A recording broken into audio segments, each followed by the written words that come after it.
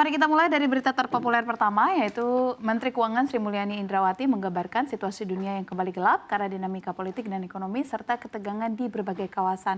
Menurutnya situasi ini perlu diwaspadai karena akan memberikan pengaruh terhadap Indonesia. Kewaspadaan tersebut meliputi situasi pada negara maju seperti Amerika Serikat selepas terpilihnya Donald Trump sebagai presiden, di mana hubungan negara maju dengan blok China dan Rusia juga menimbulkan kekhawatiran karena berkaitan dengan rantai pasok perdagangan dan juga komoditas. Di sisi lain juga ada ketegangan di Timur Tengah dan gejolak pada negara Amerika Latin. Pada pasar keuangan, Sri Mulyani melihat ada perubahan seiring dengan ketidakpastian suku bunga acuan Amerika Serikat atau Fed Fund Rate, di mana Indonesia dinilai masih memiliki posisi menguntungkan saat dunia kembali gelap.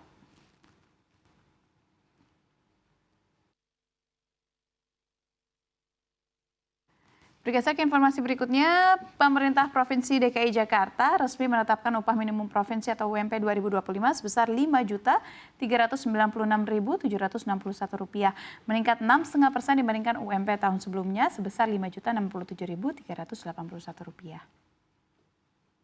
Penjabat Gubernur Jakarta Teguh Setiabudi menjelaskan bahwa penetapan ini merujuk pada Peraturan Pemerintah Nomor 16 Tahun 2024 tentang pengupahan serta Permenaker Nomor 16 Tahun 2024 tentang penetapan upah minimum tahun 2025.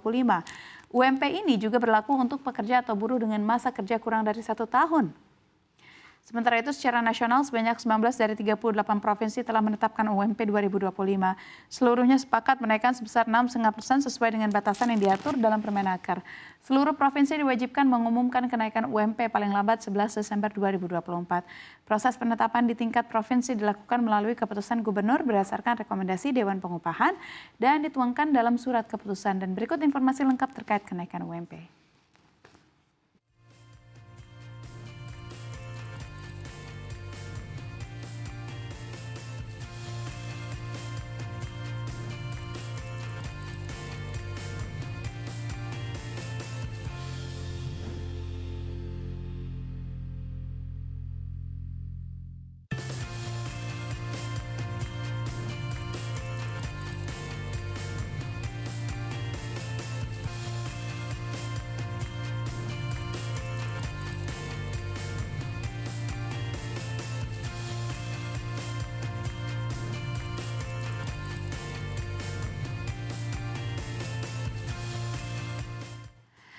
Tekanan masih terus melanda industri penerbangan terbaru.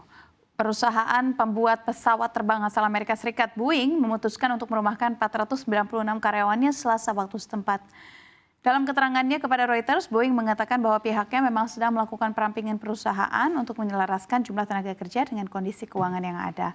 PHK merupakan bagian dari pemangkasan lebih luas yang diperkirakan akan mempengaruhi total 17.000 pekerjaan Boeing. Sekitar 10% dari tenaga kerja global perusahaan, baik melalui program perumahan karyawan atau dengan tidak mengisi lowongan. Pemberitahuan serupa pada bulan November mengatakan perusahaan akan memberhentikan lebih dari 2.500 pekerja di Washington, Oregon, South Carolina, dan juga Missouri. Negara bagian Washington tempat Boeing memiliki 60.000 tenaga kerja di pabrik Painfield Everett merupakan yang paling terpengaruh oleh PHK tersebut. Situasi PHK Boeing ini terjadi saat perusahaan mengalami aksi mogok 33.000 karyawan untuk menuntut upah dan insentif yang lebih tinggi saat permintaan perjalanan udara sedang meningkat. Perusahaan itu juga tengah berupaya mengembalikan ritme produksi pesawat 737 MAX setelah rangkaian isu keselamatan.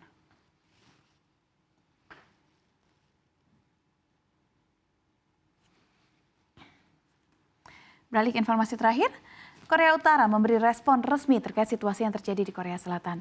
Hal ini terlihat dari pemberitaan resmi di media pemerintah dalam sebuah komentar. Korsel disebut berada dalam kekacauan setelah Presiden Yoon Suk Yeol memberlakukan darurat militer. Media Korut menyebutnya insiden mengejutkan dari boneka Yoon Suk Yeol. Media Korea Utara juga menulis insiden mengejutkan dari boneka Yoon Suk Yeol yang menghadapi pemakzulan dan krisis pemerintahan. Tiba-tiba mengumumkan dekret darurat militer dan tanpa ragu-ragu menggunakan senjata dan pisau kediktatorannya telah menimbulkan kekacauan di seluruh Korsel. Para komentator menggambarkan pernyataan darurat militer yang tiba-tiba dari Yoon sebagai langkah putus asa dan bahwa kehidupan politik Yoon Suk Yeol bisa berakhir lebih awal.